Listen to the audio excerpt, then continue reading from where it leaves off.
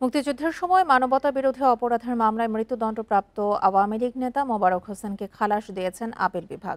প্রধান বিচারপতি নেতৃত্বাধীন ৫ বিচারপতির আপিল বেঞ্চ এই রায় দেন। ২০১৪ সালের ২৪শে নভেম্বর মানবতা বিরোধী অপরাধের দায়ে আওয়ামী লীগের সাবেক নেতা মোহাম্মদ মোবারক হোসেনকে মৃত্যুদণ্ডাদেশ দেন আন্তর্জাতিক অপরাধ ট্রাইব্যুনাল। এ বিষয়ে আরও জানাতে হাইকোর্ট চত্বর থেকে যোগ দিচ্ছেন সহকর্মী জাহিদুল বাশার। আওয়ামী লীগ নেতা মৃত্যুদণ্ডপ্রাপ্ত আসামি মোবারক হোসেনকে খালাসের বিষয়ে আদালত সবশেষ বিস্তারিত কি জানিয়েছে?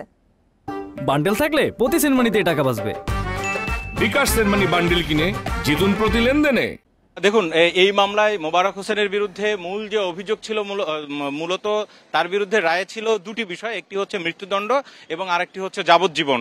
২০১৪ সালে যেমনটা আপনি খবরে বলছিলেন যে আন্তর্জাতিক অপরাধ ট্রাইব্যুনাল থেকে তার মোট ৫টি অভিযোগের মধ্যে দুটি প্রমাণিত হওয়ায় তাকে একটিতে মৃত্যুদণ্ড, অন্যটিতে যাবজ্জীবন দেওয়া হয়।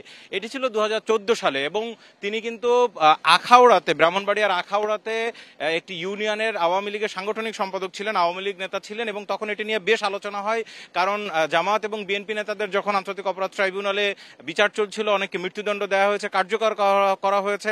তার মধ্যে এই আওয়ামী লীগ নেতা গ্রেপ্তার হয়েছেন। তার বিরুদ্ধে ৭১-এ মানবতা বিরোধী অপরাধের অভিযোগ, মূলত তার বিরুদ্ধে যে রায় দেওয়া হয়েছিল সেই রায়ে কিন্তু উল্লেখ করা হয়েছিল যে মোবারক হোসেন ব্রাহ্মণবাড়িয়ায় যে রাজাকার যারা ছিলেন তার মধ্যে অন্যতম রাজাকার ছিলেন তিনি। এটি ব্রাহ্মণবাড়িয়ার অনেকের বক্তব্যেও সেটি উঠে এসছে বলে ট্রাইব্যুনালের রায়ে বলা হয়েছিল। আজকে প্রধান বিচারপতি তিনি এই আপিল শুনানির পরে যে রায় ঘোষণা করেছেন সেখানে তিনি স্পষ্টতই বলেছেন যে তার বিরুদ্ধে যে দুটি রায় সেই দুটিকেই, একটি যাবজ্জীবন এবং অন্যটি মৃত্যুদণ্ড, দুটিকেই কিন্তু খারিজ করে দেওয়া হলো, অর্থাৎ তাকে খালাস দেওয়া হয়েছে। একই সাথে ট্রাইব্যুনালের যে রায় সেটিকে বাতিল ঘোষণা করা হয়েছে। এখানে আরেকটি বিষয় গুরুত্বপূর্ণ, দেখুন কয়েকদিন আগে এখানে জামাত নেতা এটিএম আজহারের যেই মৃত্যুদণ্ড ছিল সেটি থেকেও তাকে খালাস দেওয়া হয়েছিল এবং কিছুদিন বাদে আজকে আমরা যেটি দেখলাম যে একজন আওয়ামী লীগ নেতা যিনি মৃত্যুদণ্ডপ্রাপ্ত ছিলেন মানবতা বিরোধী অপরাধে, তাকেও কিন্তু খালাস দেওয়া হয়েছে। এখন এই নিয়ে রাষ্ট্রপক্ষ পরবর্তীতে রিভিউতে যাবে কিনা সেই বিষয়টি এখনো স্পষ্ট নয়। আমরা এ নিয়ে কিছুক্ষণের মধ্যে হয়তো আন্তর্জাতিক অপরাধ ট্রাইব্যুনালের প্রসিকিউশন যে টিম আছে তাদের সাথে কথা বললে তারা বলতে পারবেন যে এই রায়ের বিরুদ্ধে তারা রিভিউ আবেদন করবেন কিনা।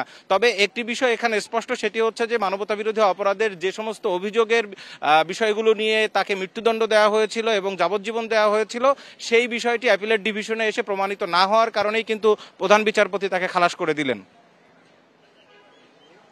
হাইকোর্ট চত্বর থেকে বিস্তারিত তথ্য নিয়ে জানাচ্ছিলেন সহকর্মী জাহিদুল বাশার।